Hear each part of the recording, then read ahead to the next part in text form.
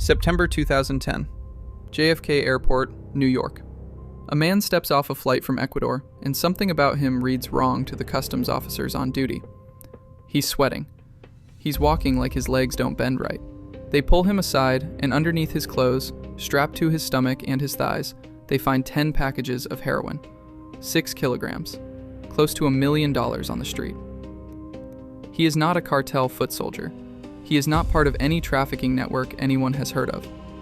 8 years earlier, this same man stood in the middle of a World Cup match, in front of a stadium of 100,000 people and a television audience in the hundreds of millions, holding a piece of plastic that could end a team's tournament with a flick of his wrist. His name is Byron Moreno, and by the time federal agents were peeling heroin off his body in a New York airport, half the football world had already decided who he was. Moreno wasn't some nobody who got lucky. He'd been refereeing since 1996, worked his way into World Cup qualifying matches, and built a reputation back home in Ecuador as strict, ice-cold, unafraid to reach for a card. FIFA liked what they saw enough to send him to the 2002 World Cup, co-hosted by South Korea and Japan. And then FIFA did something that, in hindsight, looks less like an honor and more like a loaded gun handed to the wrong man. They gave him Italy versus South Korea, round of 16. Italy had Buffon, Maldini, Vieri, Totti, Del Piero, a team built to win the whole tournament. South Korea had the co-host crowd, a red sea of 100,000 fans, and a run nobody had predicted. One team was going home. Moreno had the whistle. For 20 minutes, it's an ordinary match. Vieri heads Italy into the lead. If the final whistle had blown right there, nobody would remember Byron Moreno's name. Instead, the game started bending. A penalty call for South Korea, on contact so soft it barely qualifies as contact. Buffon guesses right and saves it, so it costs Italy nothing, but it's the first sign of which way the whistle is leaning. Then a Korean elbow catches Del Piero in the face inside the box. Nothing given. Later, Lee Chun-soo plants a boot near Paolo Maldini's head, going for a loose ball on the ground. Nothing given. By the time South Korea equalizes in the 88th minute, Seo Ki-hyun, last kick of regulation, Italy already has the sense that the man in the middle isn't watching the same match they are. And this was the golden goal era. Extra time meant sudden death. Score and you're through. Concede and it's over. Early in extra time, Francesco Totti gets taken down in the box. To most of the neutral world watching live, it looks like a stonewall penalty. Moreno rules the opposite, a dive. He shows Totti a second yellow, then red. Italy is down to 10 men, in sudden death, in a World Cup knockout match, on a decision that replay after replay struggles to justify. Minutes later, Damiano Tomasi finishes a chance that should have been the winner. Flag goes up, offside. Except the replays show he wasn't offside at all. Not close, not marginal, just wrong. The goal that should have sent Italy through gets wiped off the board. In the 117th minute, An Jung-hwan rises above a battered Italian defense and heads South Korea into the quarterfinals. Golden goal, game over.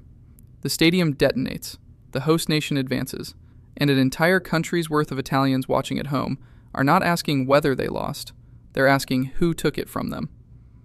There's a strange postscript to that winning goal. An played his club football in Italy, for Perugia, and Perugia's owner was reportedly so furious he announced he had no intention of paying the salary of a player he blamed for ruining Italian football, over a single header, in a match his own referee hadn't even played in. Moreno went home to a level of hatred that's hard to overstate. Italian papers called him a bandit. Conspiracy theories spread fast. The idea that FIFA or the host federation had quietly arranged for South Korea to keep advancing, and that Moreno was simply the instrument. It's worth being honest about what's provable here and what isn't. Some outlets at the time reported, without ever confirming it on the record, that Moreno had made unexplained trips to South Korea in the months before the tournament. No investigation ever substantiated match fixing, and Moreno has always maintained the calls were honest mistakes made in the biggest moment of his career. What is provable is simpler and, in a way, more damning. FIFA never gave him another match at that World Cup, and quietly sent him home. If Moreno had disappeared after that, this would be a story about one bad night. He didn't disappear. He got worse.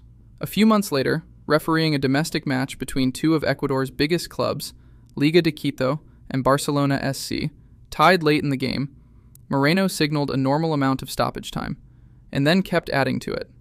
Not 1 or 2 extra minutes, 13. In that stretched, invented window, Liga de Quito scored the winner. Ecuadorian football authorities suspended him. When he came back from that suspension, he handed out 3 red cards to a single team in one half. It was starting to look less like bad judgment and more like a man who knew his career was ending and had stopped pretending otherwise. He also happened to be running for local political office in Quito at the time, a referee campaigning for votes while his on-field credibility was being dismantled match by match. In 2003, before he'd even turned 34, Byron Moreno walked away from refereeing entirely. The most notorious official at that World Cup was already finished as a referee within a year of the final whistle in Daejeon. That should have been the end of the story. It took another 7 years to find its real ending. In September 2010, Moreno flew from Ecuador to New York. Customs agents at JFK searched him and found 6 kilograms of heroin taped to his stomach and legs. He pleaded guilty and was sentenced to 2.5 years in an American federal prison. Gianluigi Buffon, the same goalkeeper who'd saved his penalty in Daejeon, was reportedly asked for a reaction and said, more or less, that none of it surprised him. Back in 2002, he said, Moreno also had 6 kilograms on him. He just wasn't wearing them on the outside. There's one detail from Moreno's time in prison worth sitting with. By multiple accounts, he was a model inmate, and he started a soccer program for the other prisoners. The man whose entire public identity had been destroyed by a football match spent his sentence running one, in a prison yard in Brooklyn. He served his time and was sent back to Ecuador, where he's occasionally appeared as a sports commentator, and where he still insists, to this day, that Daejeon was simply a bad night of honest calls. Here's the uncomfortable part. That might even be true. No court, no federation investigation, no confession has ever proven the 2002 match was fixed. What's undeniable is the pattern that followed it. The 13 invented minutes, the suspensions, the political run, and eventually the heroin taped to his body at an American airport.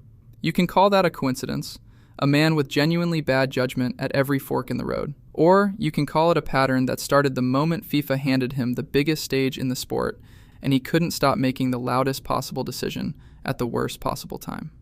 Was Byron Moreno the worst referee who ever lived, or just a man who was never able to recognize the moment to stop?